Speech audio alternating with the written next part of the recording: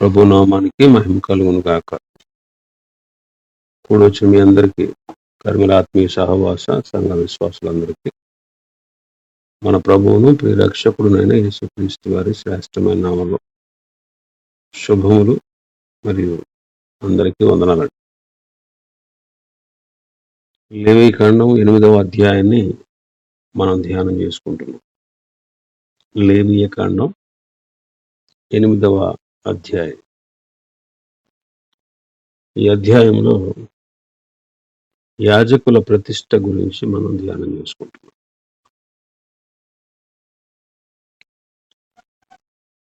యాజకులకి వస్త్రాలు ధరింపచేయుట. యాజకులు ఎవరో చెప్పుకున్నాం. ప్రధాన యాజకుడు మన ప్రభు అయిన యేసుక్రీస్తు. యాజకులు అంటే రక్షణ పొందిన విశ్వాసులందరూ యాజకులే. సంఘంలో ఒక్కడే యాజకుడు ఉండరు. ప్రతి ఒక్కరూ రాజులైన యాజక సమూహమే అని తెలుసుకున్నాం. ఇప్పుడు ప్రధాన యాజకునికి వస్త్రాలు ధరింపచేయడు. 7వ వచనం చదువుతాను. తరువాత అతడు అతనికి చొక్కాయిని తొడిగి, అతనికి దట్టిని కట్టి, నిలువు టంగిని, ఏఫోదును వేసి, ఏఫోదు యొక్క విచిత్రమైన నడికట్టును అతనికి కట్టి, దాని వలన అతనికి ఏఫోదును బిగించి, అతనికి పతకం వేసి, ఆ పతకములో ఊరిము తుమ్మీమను వాటిని ఉంచి, అతని తల మీద పాగాను పెట్టి, ఆ పాగా మీదను అతని నొసట పరిశుద్ధ కిరీటముగా బంగారు రేకును కట్టెను. ఇట్లు యెహోవా మోషేకు ఆజ్ఞాపించెను.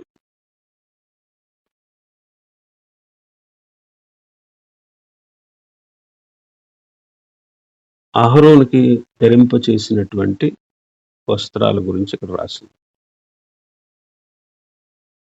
ఇక్కడ అహరోనుకు 9 విధాలైనటువంటి వస్త్రాలు ధరింపచేసినట్టు మనకు రాయబడి ఉంది.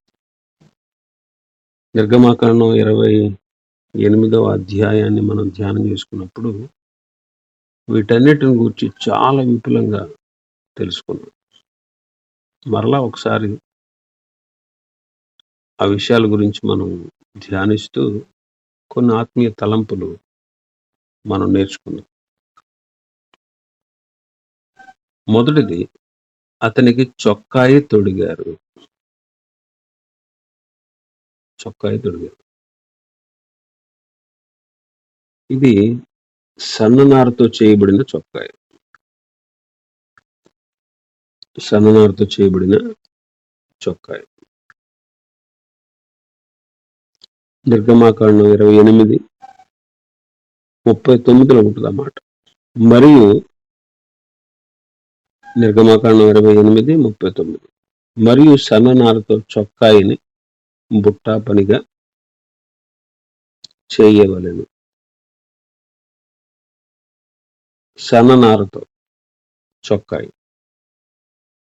సన్ననార అనేది గతంలో మనం చెప్పుకున్నట్టు ప్రకటన గ్రంథం 19వ అధ్యాయం 8వ వచనాన్ని చదువుతాను. మరియు ఆమె ధరించుకొనుటకు ప్రకాశములను నిర్మలములునైన సన్నపు నార బట్టలు ఆమెకి ఇయ్యబడు. అవి పరిశుద్ధుల నీతి క్రియలు. ఇక్కడ సన్ననార చొక్కాయి, సన్ననారతో చేయబడినటువంటి ఈ చొక్కాయి వస్త్రాలు, వాటి గురించి రాస్తూ వాటిని సాదృశ్యంగా చెప్తూ అవి పరిశుద్ధుల నీతి క్రియలు అంటారు. పరిశుద్ధుల నీతి క్రియలు. కాబట్టి మన ప్రధాన యాజకుడు అయినటువంటి యేసుక్రీస్తు వారు నీతిమంతుడు. ఆయన నీతిమంతుడు. యోహాను మొదటి పత్రిక 2వ అధ్యాయం 1వ వచనం. నా చిన్నపిల్లలారా, మీరు పాపము చేయకుండుటకై ఈ సంగతులు మీకు రాయొచ్చును. ఎవడైనను పాపము చేసిన ఎడల నీతిమంతుడైన యేసుక్రీస్తు అను ఉత్తరవాది తండ్రి యొద్ద మనకున్నాడు. నీతిమంతుడైన యేసుక్రీస్తు అను ఉత్తరవాది అంటున్నాడు. నీతిమంతుడు. మన ప్రభువైన యేసుక్రీస్తు ఎవరండి? నీతిమంతుడు. పాపులను నీతిమంతులుగా తీర్చేవాడు. పాపులైనటువంటి మనల్ని నీతిమంతులుగా తీర్చేవాడు.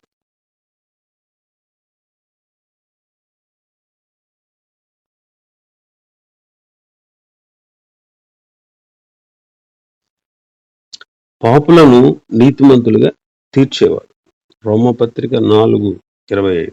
ఆయన మన అపరాధముల నిమిత్తము అప్పగింపబడి మనము నీతిమంతులముగా తీర్చబడుటకై లేపబడి. మనలను నీతిమంతులుగా తీర్చబడుటకు లేపబడ్డాడు. 5వ అధ్యాయంలో రోమపత్రిక 5:1. కాబట్టి విశ్వాస మూలమున మనము నీతిమంతులుగా తీర్చబడి మన ప్రభువైన యేసుక్రీస్తు ద్వారా దేవునితో సమాధానము కలిగి ఉన్నాము అంటాడు. 5:9, రోమ 5:9లో, కాబట్టి ఆయన రక్తం వలన ఇప్పుడు నీతిమంతులుగా తీర్చబడి మరింత నిశ్చయముగా ఆయన ద్వారా ఉగ్రత నుండి రక్షింపబడుతుంది. విశ్వాసం వలన యేసుక్రీస్తు ప్రభు చిందించినటువంటి రక్తము వలన మన అపరాధముల నిమిత్తము ఆయన అప్పగింపబడినందువలన,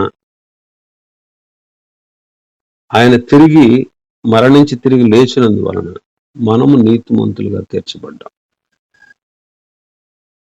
కాబట్టి చొక్కాయి యేసుక్రీస్తు ప్రభు, ప్రధాన యాజకుని చొక్కాయి ప్రధాన యాజకుడైనటువంటి యేసుక్రీస్తులో ఉన్నటువంటి నీతిమత్వాన్ని మనకు చూపిస్తుంది.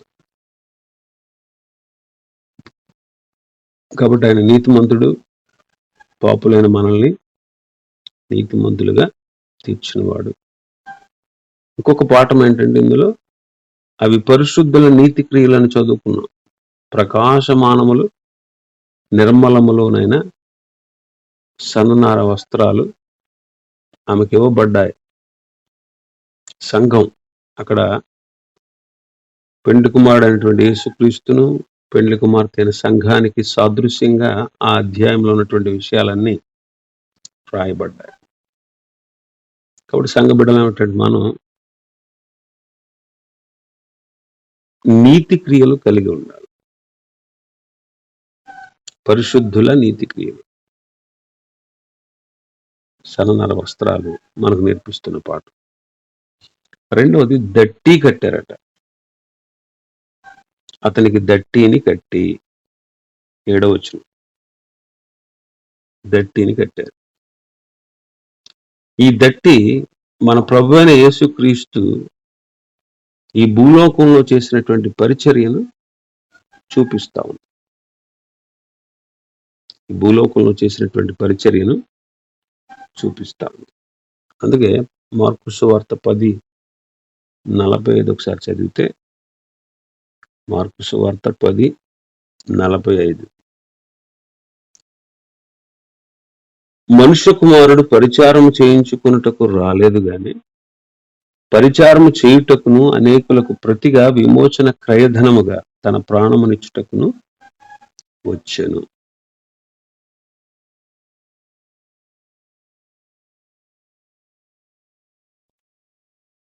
ఇక్కడ యేసుక్రీస్తు ప్రభు భూలోక పరిచర్య. ఆయన ఎందుకు వచ్చారు ఈ లోకానికి? పరిచారం చేయించుకోవడానికి రాలేదు, కానీ పరిచారము చేయడానికి, అనేకులకు ప్రతిగా విమోచన క్రయధనముగా తన ప్రాణాన్ని ఇవ్వడానికి వచ్చారు. ఇక్కడ బాగా గమనిస్తే యేసయ్య ఈ లోకంలో ఉన్నప్పుడు ఆయన పరిచర్య చేశారు. ఎవ్వరికి పనులు చెప్పలేదు. డిమాండ్ చేయలేదు. నువ్వు ఇది చెయ్యి, నువ్వు అది చెయ్యి అని చెప్పలేదు ఎప్పుడు కూడా ప్రభు. ఆయన పరిచర్య చేయించుకోలేదు. పరిచారం ఎవరు ఆయనకు చేయలేదు. ఆయన ప్రేమించారు అంతే. ఆయన చూపిన ప్రేమకు ప్రతిగా ప్రేమించారు. అంతేగాని ఆయన పిలిచి మరీ తన పనులు చేయించుకోలేదు. పిలిచి చేయించుకోలేదు తన పనులు. ఆజ్ఞాపించలేదు ఆ పని చేయి, ఈ పని చేయమని. శిష్యులకు మాత్రం సువార్త ప్రకటించమనే ఆజ్ఞ మాత్రమే ఇచ్చారు. పరిచారం చేయడానికి ఇంకా అంటారు, అనేకులకు ప్రతిగా విమోచన క్రయధనముగా తన ప్రాణాన్ని ఇవ్వడానికి ఆయన వచ్చారు. ఈ సందర్భం ఇక్కడ ఎందుకు చెప్పారు ప్రభువు, ఎందుకు ప్రస్తావించారు అని ఆలోచన చేస్తే,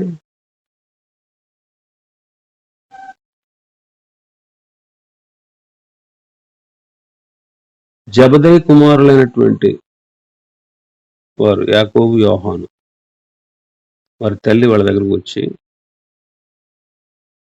అయ్యా ఈ నా కుమారులు ఇద్దరిని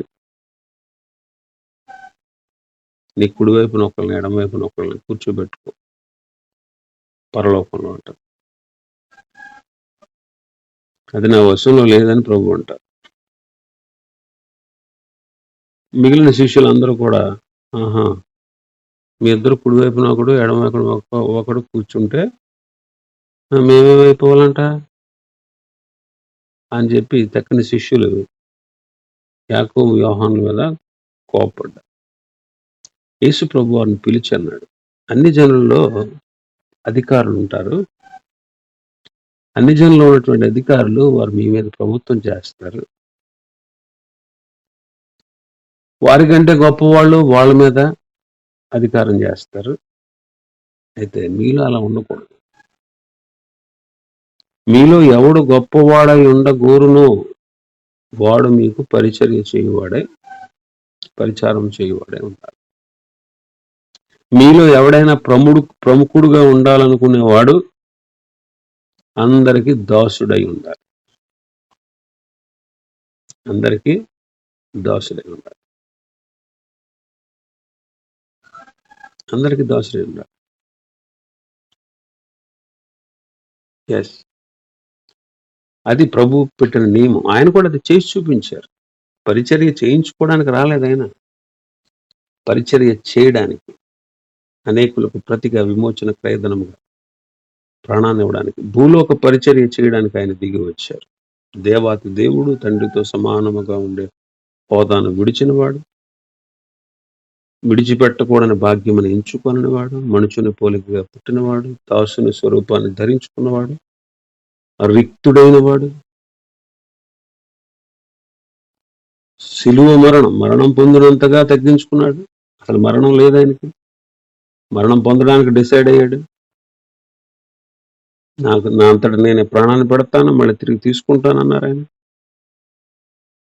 మరణం పొందడానికి తగ్గించుకున్నారు.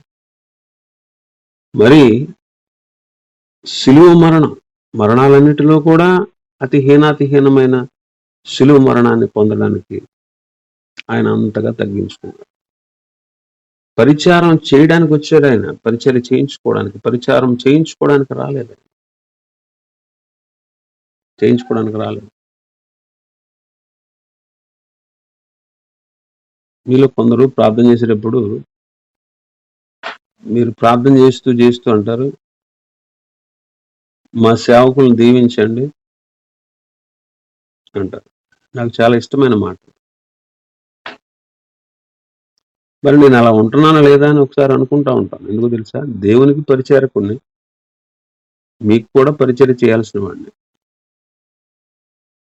మరి అలా చేస్తున్నానా లేదా, ఆ మాటకు తగిన వాడినా కాదా అనిపిస్తా ఉంటుంది. కాబట్టి గమనించండి, భూలోకంలో పరిచర్య చేయడానికి వచ్చాడు ఆయన. ఇక్కడ మనం నేర్చుకునే పాఠం ఏంటంటే, దట్టి ఈ భూలోక పరిచర్యను సూచిస్తాం. ప్రధాన యాజకుడైనటువంటి యేసయ్య ఈ భూలోకానికి వచ్చి పరిచర్య చేశాడు. ఆయనే పరిచర్య చేస్తే నువ్వెంత, నేనెంత? ఆయనే పరిచారకుడు అయ్యాడంటే నీవు నేను ఎందుకు సరిపోతాం?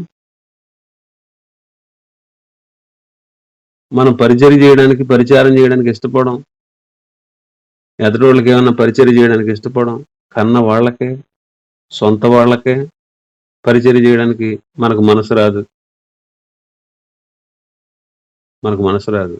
కన్న వాళ్ళకే, సొంత వాళ్ళకే. ఎవరికైనా బాగోలేకపోతే ఇంట్లో పరిచర్య చేయలేం.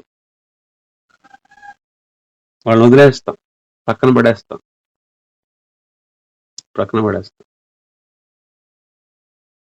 చాలా విచారం. ఎన్ని విషయాలు వింటా ఉంటాం.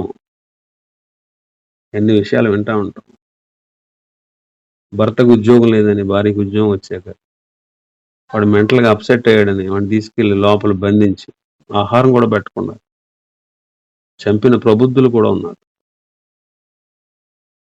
అరే వాడికి ఉద్యోగం లేకపోతే వాడిని చూడరా? వాడు మానసిక రోగి అయితే వాడిని పట్టించుకోరా? ఎంత బాధ్యత అండి మనది? ఎంత బాధ్యత కలిగిన వ్యక్తులుగా ఉండాలి మనం. ప్రభు మనకిచ్చిన వారి పట్ల బాధ్యత కలిగిన వ్యక్తులుగా ఉండాలి. పరిచర్య చేయాలండి. పరిచారం చేయడానికి కదా ప్రభు మనకు నేర్పించే మంచి మాదిరి. చేయాలి. భార్యకేంటి, భర్తకేంటి, బిడ్డలకేంటి, తల్లిదండ్రులకేంటి, అత్తమామలకేంటి, పరిచర్య చేయాలి. అసలు ప్రభు నేర్పించిన విధానం అది మనకి. ప్రభు నేర్పించిన విధానం.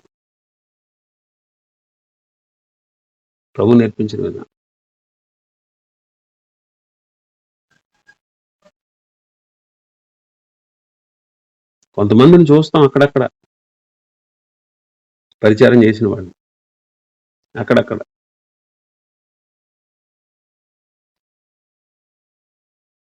కాబట్టి భూలోక పరిచర్యను సూచిస్తాం. చేస్తున్నాం పరిచర్య అంటే మందిరంలో చేసేది అనుకుంటారు చాలా మంది. అదొక్కటే కాదండి, మందిరంలో పరిచర్య చేయాలి. అది ఆశీర్వాదమే. అదైనా మనకు నచ్చిన పరిచర్య చేస్తాం. మనకు నచ్చందే కాస్తంతా ఎదుటి వాళ్ళు చూడడానికి ఎబ్బెట్టుగా ఉండేది. ఇప్పుడు కొన్ని పనులు చేయడానికి సంకోచిస్తాం. విస్తరలు తీయడానికి, మందిరం కడగడానికి, లేకపోతే పాత్రలు కడగడానికి, ఇవి కొన్ని సంకోచిస్తాం మనం.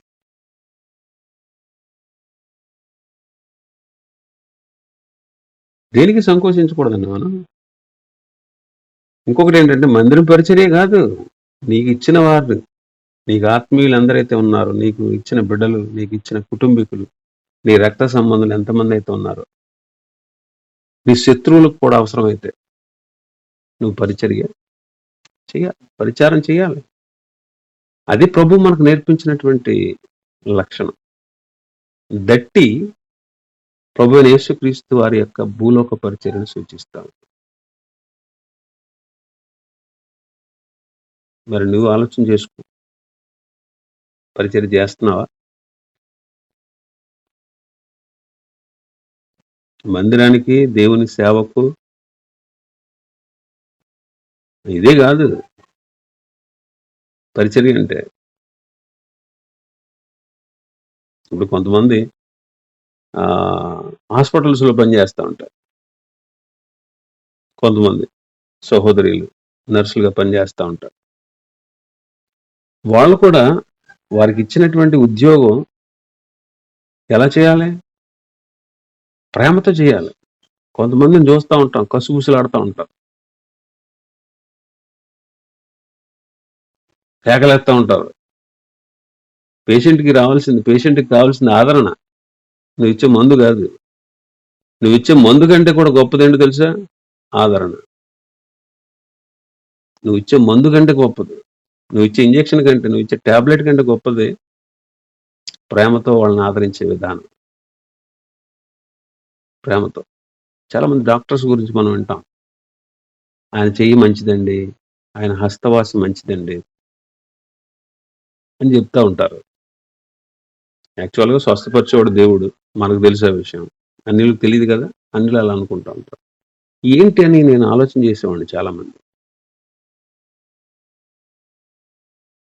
ఆ డాక్టర్లు ఉన్న స్పెషాలిటీ ఏంటంటే వాళ్ళు మాట్లాడే మాట. వాళ్ళు మాట్లాడే మాట ఏం పర్లేదు, తగ్గిపోద్ది, ఏం లేదు, ఈ మందులు వేసుకు తగ్గిపోద్ది, బాగుపడతావు.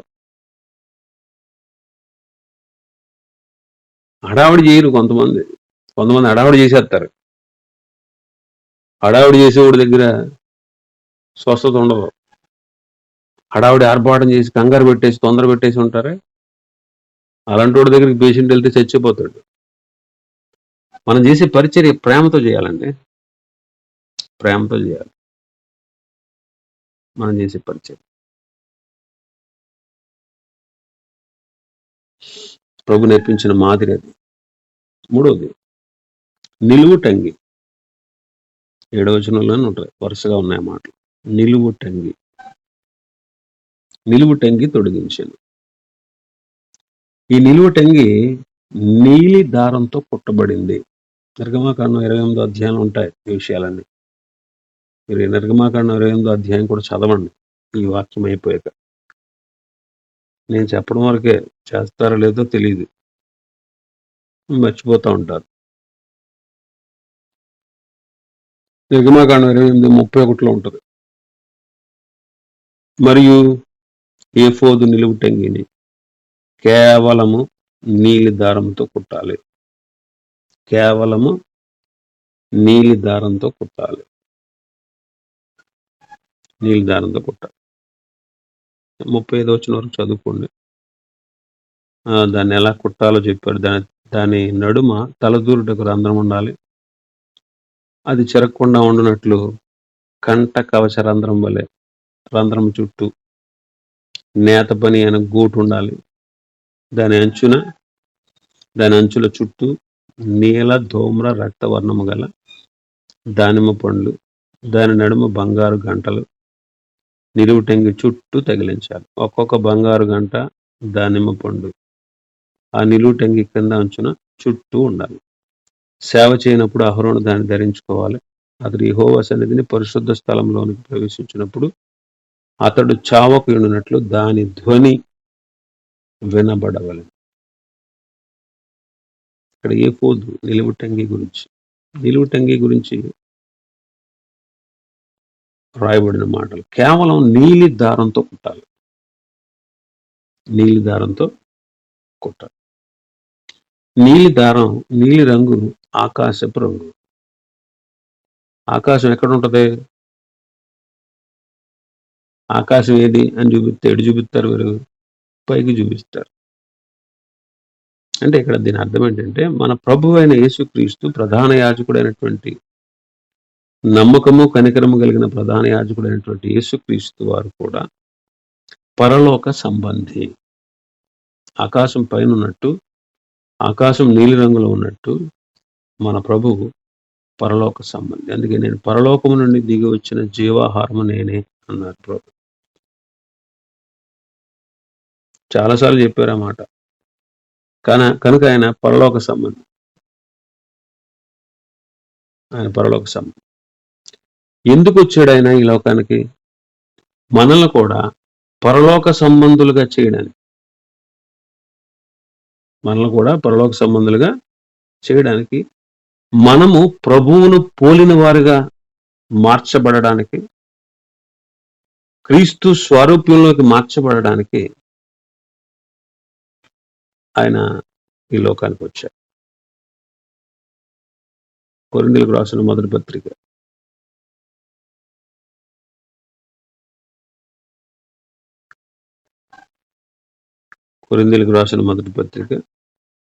15వ అధ్యాయం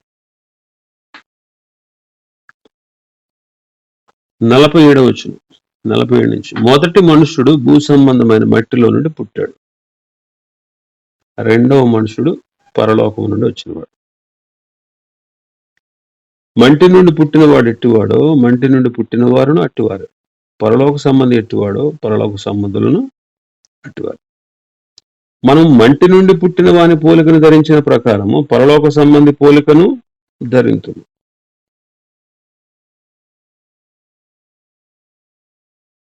కాబట్టి ఇక్కడ గమనించండి, ఇక్కడ మొదటి మనుష్యుడు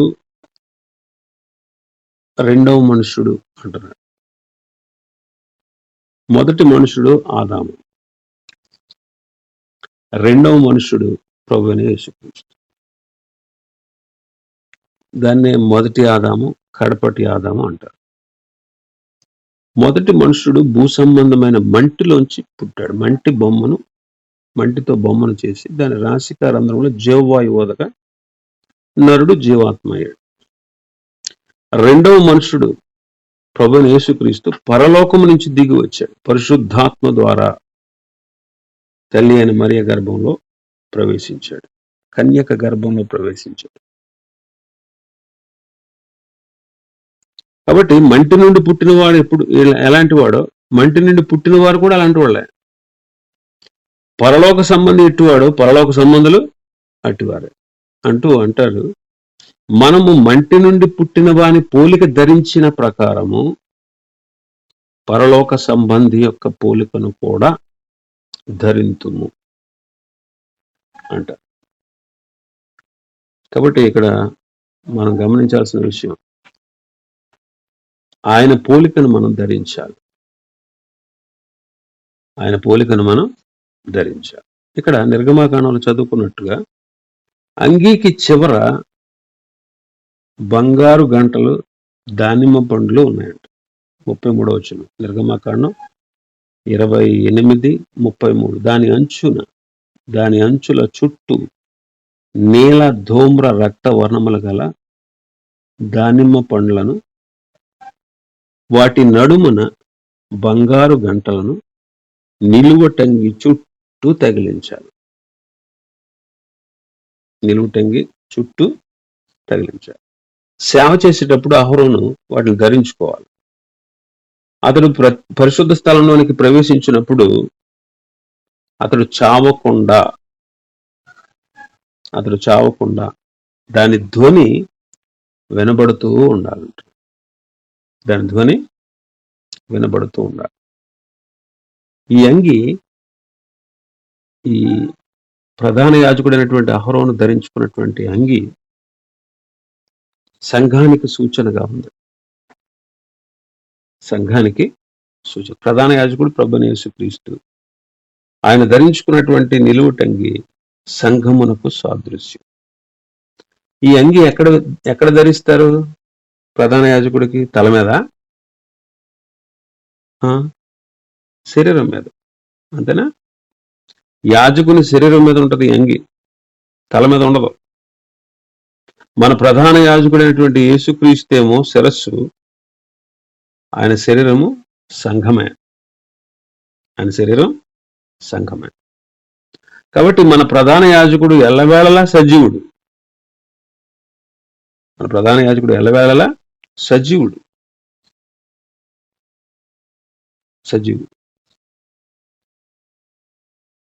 మరి చావకుండా ఉండాలి అంటే బంగారు గంటలు మోగుతా ఉండాలి. ఇప్పుడు దానిమ్మ పండు గంట, మళ్ళా దానిమ్మ పండు గంట, ఇలాగ అంగి చుట్టూ కట్టారు. అంగి చుట్టూ ఈ గంటలకి ఈ బంగారు దానిమ్మ పండు తగిలినప్పుడు ఏమొస్తుంది? సౌండ్ వస్తుంది. అలాగే యాజకుడు పరిశుద్ధ స్థలంలో ప్రవేశించినప్పుడు అతడు చావకుండా ధ్వని మోగుతూ ఉండాలి. ధ్వని మోగుతూ ఉండాలి. ఇక్కడ 2 విషయాలు మనం నేర్చుకోవచ్చు. ఒకటి, గంటలు మోగాలి. గంటలు మోగాలి. గంటలు మోగాలి అంటే సంఘము సువార్త ప్రకటించాలి. తెస్సలోనికీయులకు రాసిన మొదటి పత్రిక 1వ అధ్యాయం 7వ వచనం 7-8 వచనాలు కలిసి ఉంటాయి, చదువుతాం. కాబట్టి మాసిదోనియాలోను అకయ్యలోను విశ్వాసులందరికీ మాదిరి అవుతారు. ఎందుకనగా మీ వద్ద నుండి ప్రభువు వాక్యము మాసిదోనియాలోను అకయ్యలోను మ్రోగెను. తెస్సలోనికే సంఘంలో ఉన్నటువంటి విశ్వాసుల ద్వారా దేవుని వాక్యము ఎక్కడ మ్రోగిందంట? మాసిదోనియాలోను అకయ్యలోను మ్రోగెను అంటాడు. మ్రోగెను. మాసిదోనియాలో అకయ్యలో మ్రోగిందంట. ఇక్కడ అర్థం చేసుకుంటే వాక్యం మ్రోగడం ఏంటి? వాక్యం దాని అంతటా అదే మ్రోగదు. విశ్వాసులు సువార్తను మ్రోగించాలి. మీ బంధువులకి, మీ స్నేహితులకి దేవుని సువార్తను ప్రకటించాలి. అది మ్రోగించడం అంటే. అది రెండవ మాట, బంగారు గంటల ప్రక్కనే దానిమ్మ పండ్లు ఉన్నాయి. దానిమ్మ పండ్లు అంటే సువార్త ప్రకటించే వారి జీవితాలు ఫలభరితంగా ఉండాలి. సువార్త ప్రకటించే వారి జీవితాలు ఎలా ఉండాలి? ఫలభరితంగా ఉండాలి.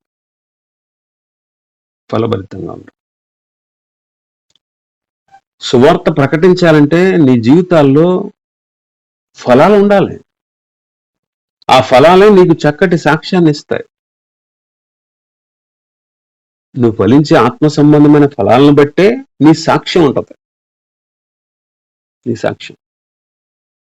సాక్ష్యాన్ని కాపాడుకోవాలంటే నువ్వు ఫలించాలి. ఫలించాలంటే క్రీస్తులో నిలిచి ఉండాలి. క్రీస్తు నీలో నిలిచి ఉండాలి. నువ్వు క్రీస్తులో నిలిచి ఉండాలి. అప్పుడు ఫలిస్తావు. ఫలించుట వలనే నువ్వు ప్రకటించే సువార్త ఫలిస్తుంది.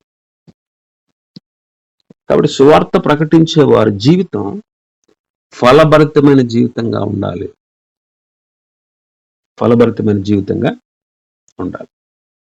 మరి మన జీవితాలు ఫలభరితంగా ఉన్నాయా? ఫలాలు లేకుండా నువ్వు సువార్త చేసిన వేస్ట్. ఫలాలు ఉండాలి నీలో. ఆత్మఫలం, వెలుగు ఫలం, మంచి ఫలం, మారు మనసుకు తగిన ఫలం. ఈ ఫలాలన్నీ ఉండాలి. ఫలాలు ఉంటేనే నీ సాక్ష్యం నిలబడుతుంది.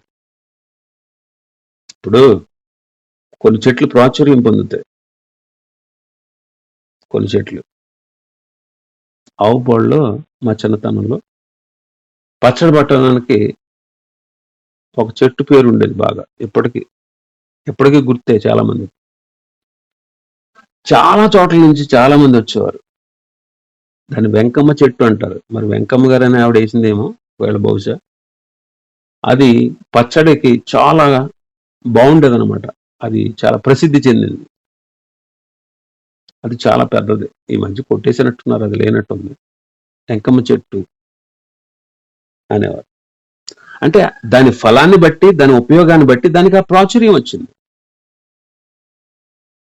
అది అందరికీ తెలిసింది. చుట్టుపక్కల గ్రామాల వాళ్ళందరికీ తెలిసింది. అందుకే అందరూ వచ్చేవారు. దేన్ని బట్టి? అది ఫలించబట్టే. ఫలించకుండా ఎదిగిపోతా ఉందనుకోండి, ఫలించకుండా దాని ప్రాచుర్యం వస్తుందా? దాని గొప్పతనం తెలుస్తుంది లోకానికి. కాబట్టి నీ సాక్ష్యం నిలబడాలంటే నీలో ఫలాలు ఉండాలి. నువ్వు ఎప్పుడైతే ఫలిస్తావో నీ సాక్ష్యం ఉంటుంది. నీ సాక్ష్యం ఉన్నప్పుడు నువ్వు చెప్పే మాట, నువ్వు చెప్పే సువార్త ఎదుటి వాళ్ళకు ఉపయోగకరంగా ఉంటుంది. ఇది నిలువుటంగి మనకు నేర్పించే పాట. నిలువుటంగి నీల రంగు. మన ప్రభు పరలోక సంబంధి అయిన ఆయన మనల్ని పరలోక సంబంధులుగా మార్చడానికి ఈ లోకానికి వచ్చారు. ఆయన ప్రధాన యాజకుడు శరీరానికి ఈ నిలువుటంగి ధరింపచేసినట్టు, ఈ నిలువుటంగికి ఉన్నటువంటి గొప్పతనం, ఈ నిలువుటంగి సంఘానికి సాదృశ్యంగా ఉంది. సంఘంలో ఉన్నటువంటి ప్రతి బిడ్డ ఫలిస్తూ సువార్త ప్రకటించాలి. అప్పుడు వాళ్ళ జీవితాలు చాలా ఫలభరితంగా ఉంటాయి. వారి ద్వారా దేవుని నామం కనపరచబడుతుంది. ఇంకా చాలా విషయాలు ఉన్నాయి. 9 విషయాలని చెప్పుకున్నాం కదా. ఇప్పటికి 3 విషయాలే మాత్రమే అయ్యాయి. ప్రభు చిత్తమైతే రేపు ఉదయం మిగిలిన విషయాలు ధ్యానం చేసుకుందాం. దేవుడి వర్తమానాన్ని మనం వినికిడిలో ఆశీర్వదించును గాక. ఆమేన్.